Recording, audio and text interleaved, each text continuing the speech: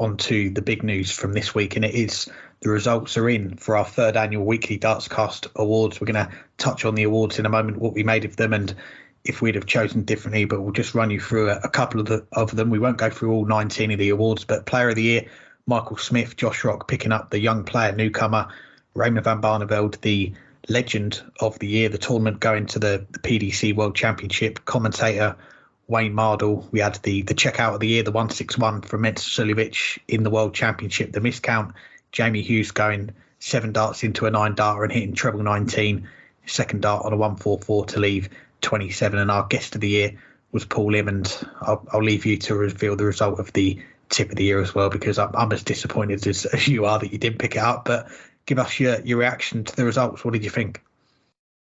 I think most of them they got right last week. We talked about the Player of the Year one.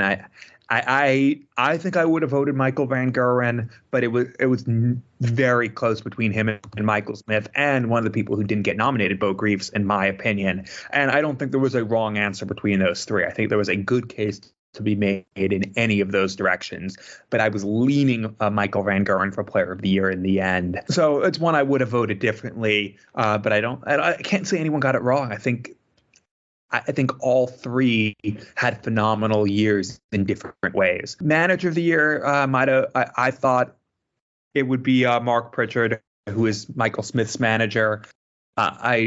Maybe people didn't know who he was. I don't know, but I was a little surprised on that one. That's one where I think you listeners got it wrong on that one. There's one other one I think you guys got it wrong on, which I'll get to in a second. I do need to apologize because earlier in the show I read Matthew Edgar's tweet, but what I should have said is Weekly Dartscast Award winning Twitter Matthew Edgar, or tweeter, however you want to call it, because, well, he's an award winner, and that for the second year in a row. So I apologize for misintroducing his tweet earlier, not giving him the respect that he deserves as a two-time Weekly Dartscast Award winner now. And then lastly, the other one where I think you listeners got it wrong is Tip of the Year. And okay, I am biased. I do think I should have won, but that's not why I'm saying you guys got it wrong. There's a difference between a tip and a bet. And, well, the guy's deleted his account, so we don't know now whether he actually was tipping Michael Smith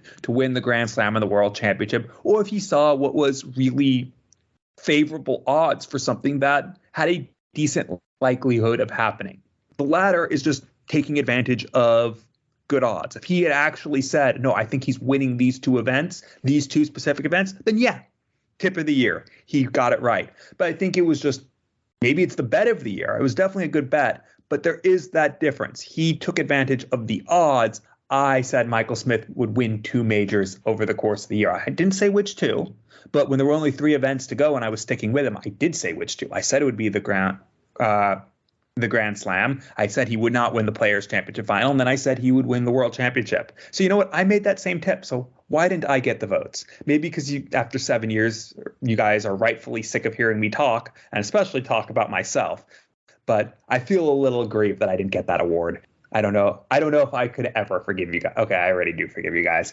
That's all in the past. Let me win it this year with my tip of Dirk van Dijvenbode winning his first major. Very good. Yeah, I was going to say, when the results came in for that, I was gutted for you as well, because I did vote for you, Burton, to win that. And I think you had 2 nominations in there as well. I think you had also the Gabriel Clemens to beat Gerwyn Price in the World Championship. So you had 2 nominations, 2 shots at winning it. But our listeners, as every year, they have the final say, and they went with Mitch Watton on Twitter with his one. And as you point out there, it is kind of the same tip, isn't it? You've said Michael Smith's going to win 2 majors, and he said the same, although he is a bit more specific. He did choose the 2 majors that he was going to win, and he did get $1,000 for it. So he's done pretty well there. But you did win it in 2020. Peter Wright won it in 2021. We've got a new winner this year. 3 years we've been doing these awards, and I think I had a nomination this year, which I was pleased with, but I've come nowhere near to winning it. So I need to up my game for this year and try and win it for the first time. But looking at the awards overall, I think our listeners, they did a good job. There was a few awards in there that you could argue a case for someone else winning it. And I think, like every year, some of the categories in there were very competitive. We had the checkout of the year. I put a clip up on Twitter of all the nominations, the 4 or 5 that we had in there, and it was such a hard one to call that one, but pleased to see Mensah Suljovic get that one, because that 161 was a very special one. But any other year, you're probably looking at Simon Whitlock with the 3 balls. The 150 would take a lot of beating. So yeah, that was a hard one to call. I agree with you about the manager one as well. I think if we'd have put Mark Pritchard brackets Michael Smith's manager, he'd have probably won that vote. I think tournament of the year, I think that was one that the World Championship has won again. But for me, I'd have probably gone with any of the other nominations. We had the World Match Play, the UK Open, the World Cup.